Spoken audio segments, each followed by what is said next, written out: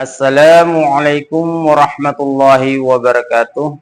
Alhamdulillahi rabbil alamin wa bihi nasta'in ala umuri dunya waddin. Wassalatu wassalamu ala asyrafil anbiya'i wal mursalin wa ala alihi wa sahbihi ajma'in. Amma ba'du. Baiklah, pada hari ini kita akan membahas sedikit banyaknya masalah perceraian suami istri yang masih bisa kembali.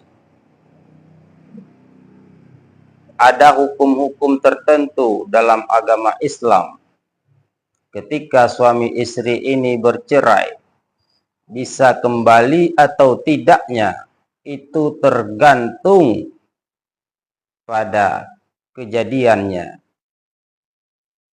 Kadang-kadang ada yang talak satu, ada yang talak dua, kadang-kadang ada yang talak tiga, dan kadang-kadang ada talak yang diupah, dan kadang-kadang ada talak yang melalui pasah. Nah, inilah yang akan kita bahas pada hari ini. Sebelumnya, kita membahas masalah ketentuan baliknya atau ketentuan bisa kembali si suami ini kepada istrinya lagi. Ada 4 syarat. Ada 4 syarat bagi si suami yang telah mentalak istrinya atau terlanjur mentalak istrinya, masih bisa kembali kepada istrinya dengan syarat 4. Nah, apa syarat itu? Yang pertama, si suami ini mentalak istrinya itu kurang daripada 3. Berarti si suami ini tidak sampai jatuh 3 talak. Berarti 2 atau 1. Nah, itu syarat yang pertama. Tidak sampai jatuh 3 talak. Yang kedua, syarat suami bisa kembali, yang kedua syaratnya adalah talak yang dijatuhkan oleh suami itu bukan talak yang diupah, atau bahasa lain khulu'. Bukan khulu'. Khulu' itu adalah suatu perceraian yang diupah oleh istrinya kepada suami. Ketika istrinya tidak suka lagi kepada suaminya, apakah suaminya itu miskin, atau jengkel, atau begal, yang penting si istri ini tidak suka lagi kepada suaminya, di saat itulah si istri memberikan pilihan kepada suaminya, atau bahasa kata lain, diupahnya suaminya. Hei suami, misalnya, hei, bagaimana kita bicarakan baik-baik? Kalau kamu tidak mau mentalak aku, bagaimana kalau aku upah? Ini kata istrinya. Aku upah engkau. Kalau kamu mau talak aku, 1 atau talak 2, berapa kira-kira ongkosnya? Berapa upahnya? Kalau memang berat bagi kamu talak begitu saja. Bagaimana kalau aku upahkan? Nah, ketika si suami ini setuju, misalnya, setuju dengan upah tersebut, sudah tentu sebanyak-banyaknya dia minta. Talak 1 misalnya 1 miliar. Atau talak 2, 2 miliar. Ya, terserah dia kalau keinginan seperti itu. Tapi jarang kejadiannya. Ini seandainya terjadi yang demikian, berarti itu namanya khulu. Bila dilakukan talak oleh suami itu gara-gara diupah, berarti tidak berlaku kepada syarat yang kita katakan tadi, yaitu syarat yang kedua, tidak boleh suami itu kembali kepada istrinya gara-gara talak yang diupah atau khulu. Atau satu lagi, si suami ini dipasah oleh istrinya. Kalau dipasah, hukumnya juga tidak boleh kembali lagi, atau bahasa lain tidak boleh rujuk kembali kepada istrinya, dikarenakan suaminya dipasah oleh istrinya. Berarti syarat yang kedua ini, khulu atau pasah, tidak boleh kembali lagi oleh suami. Nah, itu baru yang kedua. Sedangkan syaratnya tadi ada 4. Syarat yang ketiga. Syarat yang ketiga adalah iddah. Iddahnya itu belum habis. Nah, iddahnya itu belum habis. Masih di bawah durasi. Masih di bawah ada ketentuannya, nanti saya akan jelaskan. Yang penting syarat yang ketiga ini adalah jangan melewati iddah ketika si suami ingin kembali. Sudah tentu iddahnya itu nanti dibagi 2, iddah talak dan iddah wafat. Nah, nanti ada lagi. Sebentar lagi saya akan jelaskan. Berarti yang ketiga ini iddah jangan sampai habis. Jangan sampai melewati masa iddah. Bukan habis masa iddah. Itu untuk kawin lagi. Kalau ini untuk kembali. Untuk kembali jangan lewat masa iddah. Nah, beda dengan untuk kawin lagi. Ya, ini yang ketiga. Yang keempat,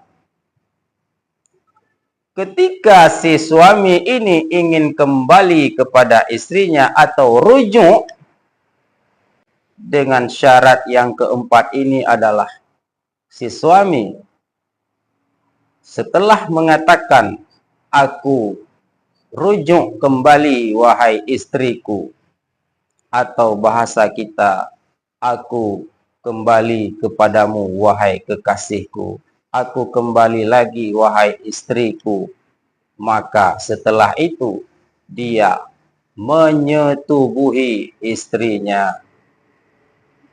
Itu syaratnya. Jangan sebaliknya, menyetubuhi dulu baru katakan kembali, aku kembali kepadamu wahai istriku, aku cinta. Oh, itu sudah terjadi zina. Na'udzubillah. Yang benar bagaimana? Katakan rujuk dulu.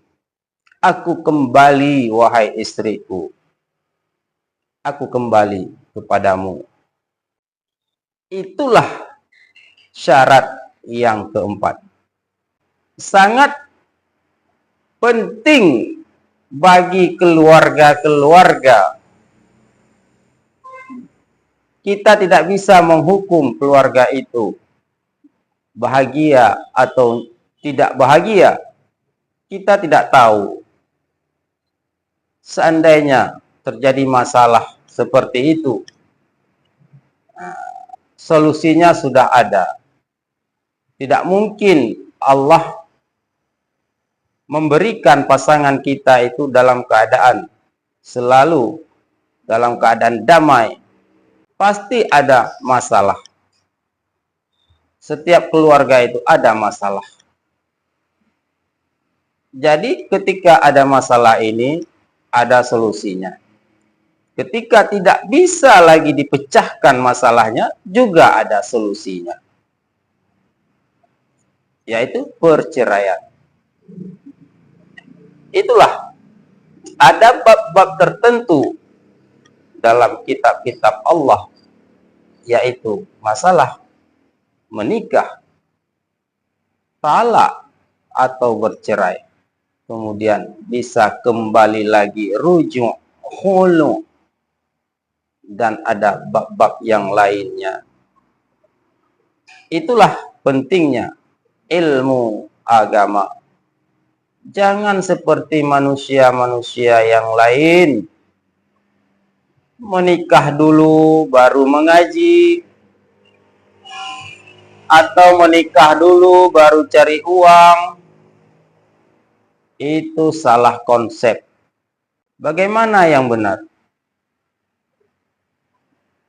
Kalian menuntut ilmu dulu, belajar ilmu agama dulu, belajar ilmu suci dan menyucikan dulu, kemudian belajar masalah ibadah, sholat, kemudian bab ibadah yang lainnya, kemudian baru belajar masalah cari uang halal dan haram, kemudian baru sudah ada uang, halal dan haram sudah bisa dibedakan, barulah belajar masalah ilmu nikah, barulah kalian menikah. Itu alangkah baiknya, sehingga perjalanan hidup kalian itu normal seperti biasa dan bisa memecahkan setiap ada masalah. Setiap ada masalah dalam rumah tangga kalian, kalian tahu mana benar dan mana salah. Bagaimana cara mengatasinya? Di sana kalian sudah bisa dewasa, sudah bisa memberikan bimbingan kepada keluarga-keluargamu, khususnya bagi laki-laki atau bagi si suami. Suaminya ini penting sekali belajar ilmu agama. Jangan asal-asal menikah saja. Kemudian setelah kejadian-kejadian seperti ini, ada badai dalam rumah tangga, ada angin ribut dalam rumah tangga, sehingga bisa mengakibatkan stres, seolah-olah tidak ada solusi, sehingga dosamu bertambah-tambah ketika berkeluarga. Padahal berkeluarga itu untuk menambah ibadah, untuk menambah pahala. Banyak sekali pahala ketika kita berkeluarga. Buat rumah, ibadah. Membantu istri, suami bantu istri, istri bantu suami, ibadah, ibadah. Punya anak, ibadah lagi. Memberikan ilmu kepada anak, memberikan pendidikan kepada anak, ibadah. Bagaimana lagi? Semua akan mengalir pahalanya. Setelah itu ketika kita meninggal, anak itu menjadi anak yang saleh dan salehah. Ibadah lagi, ya Allah, Masya Allah. Luar biasa, Allah menciptakan pasang-pasangan laki-laki dan perempuan untuk menjalin hubungan yang disahkan oleh Allah, yang halal, tidak secara yang ilegal atau secara haram. Jangan kalian lakukan yang haram-haram. Rugi, malah kalian akan menyesal di kemudian hari. Baiklah, setelah 4 syarat tadi yang kita bicarakan, yang pertama bisa kembali tadi, harus talaknya kurang daripada 3. Yang kedua, talak itu bukan talak di ongkos atau di upah atau pasah. Yang ketiga, talak itu tidak boleh melewati daripada masa iddah. Yang keempat, apa tadi yang keempat? Itulah rujuk, kata-kata rujuk daripada suami, kemudian bersetubuh dengan istrinya, menyetubuhi ketika itu oleh suaminya dengan istrinya. Itulah syarat 4. Kemudian kita berbicara masalah iddah. Nah, di sini kadang-kadang orang ada yang kurang paham masalah iddah ini. Tadi syarat yang ketiga, masa iddah harus tidak boleh lewat. Tidak boleh lewat daripada masa iddah. Nah, apabila ada orang bertanya, lalu masa iddah itu berapa hari dan berapa bulan atau berapa tahun?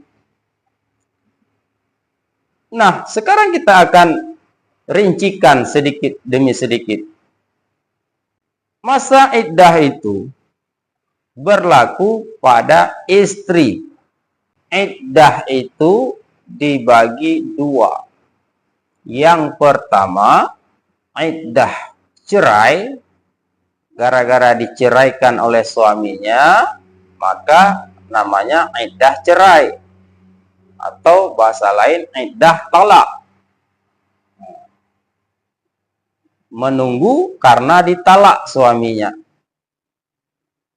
Yang kedua, iddah wafat atau iddah gara-gara meninggal suaminya.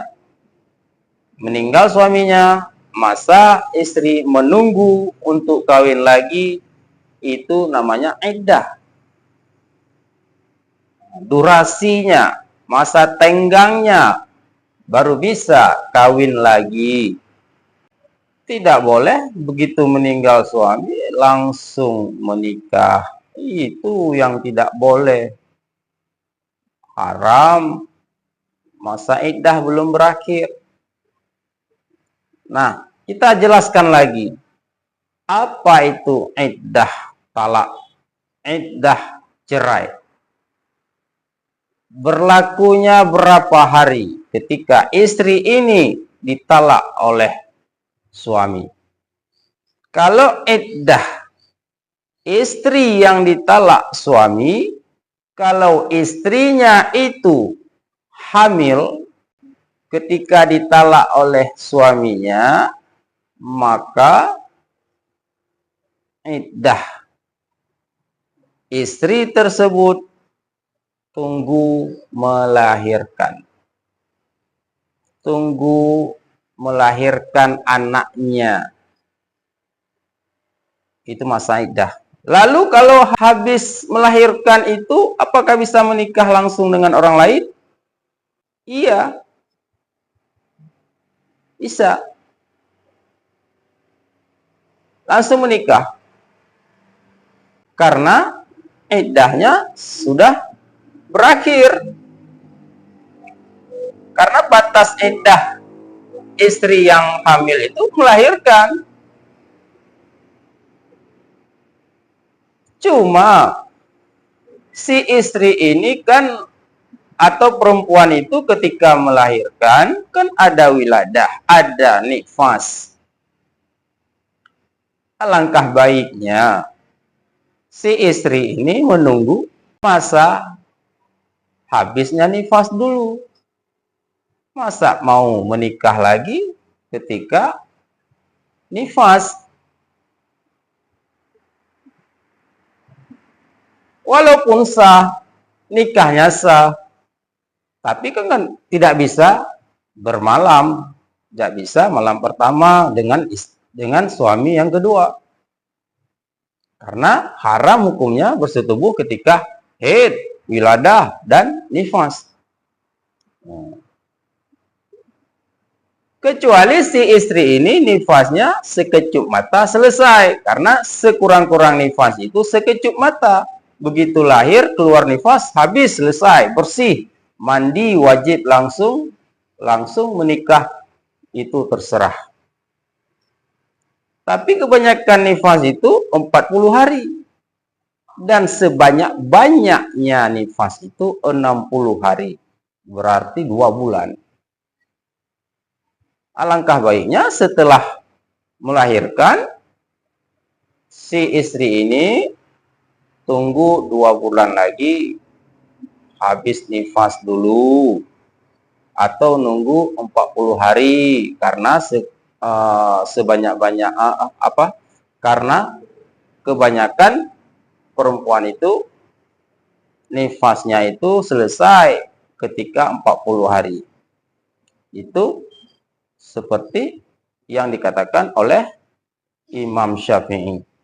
Nah, yang kita bicarakan tadi itu adalah iddah si istri yang hamil dan suami itu yang menceraikannya. Nah, sekarang kalau istri itu tidak hamil, diceraikan oleh suaminya. Suaminya masih hidup nih. Kalau yang mati belum kita rincikan. Sekarang yang masih suaminya hidup. Tadi yang hamil, istrinya hamil diceraikan. Sekarang istrinya tidak hamil, dicerai. Lalu bisakah menikah langsung dengan orang lain? Tidak. Ada iddahnya. Masa menunggunya itu, kalau istri yang tidak hamil, berarti masa menunggunya itu 3 kali suci. 3 kali suci. 3 kali suci itu ya berapa bulan? Tergantung si wanitanya itu. Kalau kebiasaan 3 bulan, 3 kali suci itu. Itu kalau istrinya yang ada datang bulan.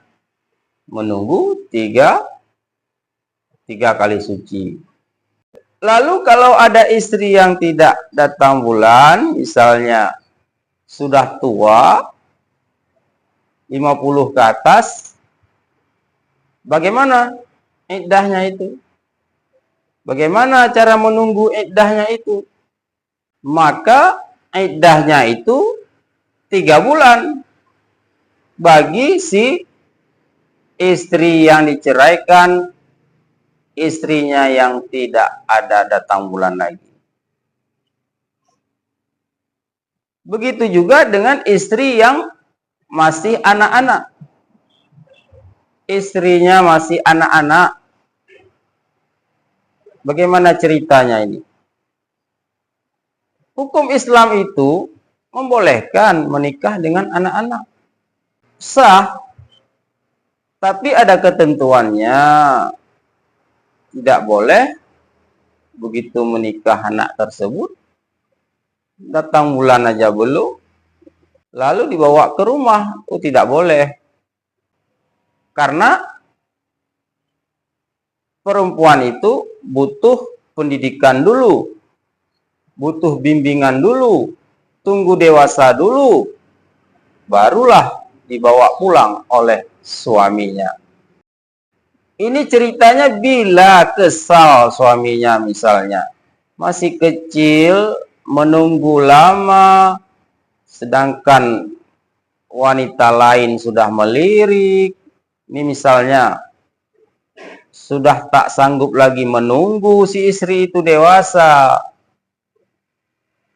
Lalu timbullah di pikiran suami ini untuk menceraikannya misalnya. Setelah diceraikan,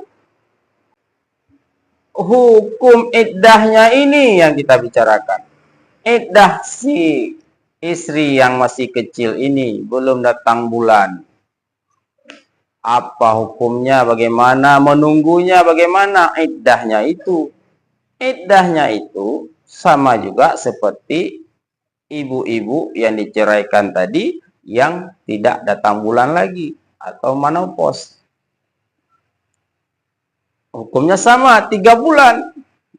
Masa iddahnya 3 bulan, baru bisa menikah dengan laki-laki yang lain. Mudah sekali. Nah, tadi yang kita bahas adalah iddah istri yang ditalak oleh suami. Sekarang kita bahas selanjutnya iddah istri yang meninggal suami. Kalau iddah istri yang meninggal suami ada 2 jenis juga. Yang pertama, bila istrinya itu hamil, maka iddahnya itu tunggu melahirkan. Dan bila istrinya itu tidak hamil, maka iddahnya itu 4 bulan 10 hari. Ada sedikit lagi yang harus kita bahas, yaitu bila si istri itu ditalak sebelum didukhul, sebelum disetubuhi. Maksudnya begitu dia menikah, langsung ditalak, langsung diceraikan. Entah kenapa tidak tahu, wallahu alam. Yang penting itu kejadiannya. Dan jelas, dan ada saksi, dan ada yang melihat. Mereka baru menikah, tiba-tiba diceraikan. Nah, itu wanita tersebut tidak ada masa iddahnya. Begitu dia ditalak, detik itu juga, kalau ada yang melamar laki-laki lain, silahkan. Kalau ada laki-laki lain yang ingin menikahkan dia, silahkan. Sah. Karena dia belum didukhul atau disetubuhi oleh suaminya. Sekalipun belum. Nah, itu masih ada keuntungan bagi si perempuan. Itu hal yang sangat memalukan, tapi kejadiannya ada yang seperti itu. Itu kejadian seperti itu sebenarnya jarang terjadi dan jarang kita ketahui. Adakah si suami itu menyetubuhinya atau tidak, siapa yang tahu? Kan susah untuk menebaknya, apalagi zaman sekarang. Perjanjian laki-laki dengan perempuan itu kapan saja bisa ketemu, dengan melalui WhatsApp, melalui Instagram, melalui teknologi bermacam-macam. Pertemuan mereka kita tidak ketahui. Nah, disinilah yang buat berat untuk menghukumkan seseorang perempuan itu sudah disetubuhi atau belum. Itu terserah mereka. Tapi intinya, bila si suami itu betul-betul mengamalkan hukum Islam, tahu benar dan salah, kalau memang dia yakin atau memang dia beriman kepada Allah, bahkan dia bersumpah belum menyetubuhi istrinya itu, dia talak istrinya, dan si istri itu berlakulah hukum tadi, tidak ada masa iddah, boleh menikah kapan saja, bebas. Nah, itulah hukumnya, kejadiannya, berlakunya hukum-hukum tersebut bagi suami dan istri ketika ada percekcokan, ada pertikaian, dan ada yang membuat selisih paham di sana, sehingga adalah hukum-hukum yang demikian, talak atau perceraian dan masa iddah. Tinggal kita mengamalkannya, tinggal kita mendengar dan mengamalkannya setelah kita ketahui hal yang sudah kita bicarakan tadi. Mudah-mudahan ini menjadi pelajaran dan bermanfaat bagi saya sendiri dan juga kepada kaum muslimin dan muslimat yang dirahmati Allah. Lebih dan kurang saya mohon maaf. Saya tutup dengan wabillahi taufik wal hidayah. Assalamualaikum warahmatullahi wabarakatuh.